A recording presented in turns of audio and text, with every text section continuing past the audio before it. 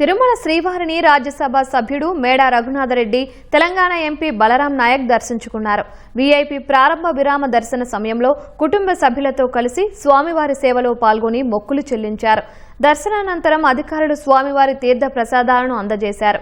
TBC 52 కాటేజీని పునర్నిర్మాణం చేసి భక్తులకు అందుబాటులో తెచ్చామని ఎంపీ రఘునాథరెడ్డి తెలిపారు. ఈరోజు టీబీసీ 52 కాటేజీ పూజ ఉన్న కారణంగా మేమందరం కుటుంబ సభ్యులందరం రావడం జరిగింది. ఈరోజు దేవుడి దర్శనం చాలా గొప్పగా జరిగింది. చాలా బాగా నిర్వహిస్తున్నారు. ఇబ్బందులు ఏం లేవు, బాగున్నాయి.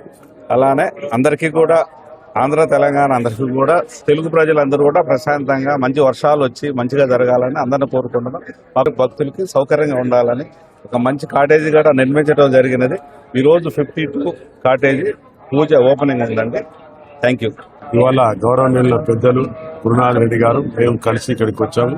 ఆ కాటేజీ వారు ఇక్కడ పైన కొండ పైన కట్టించారు కాబట్టి స్వామివారి కాటేజీ తెలంగాణలో కట్టించడంలో వారికి కృతజ్ఞతలు తెలుపుతూ, అదేవిధంగా అందరు తెలుగు ప్రజలకు ఉన్నందరికీ కూడా 7 కొండల స్వామి ఆశీస్సులు తప్పకుండా ఉంటాయి.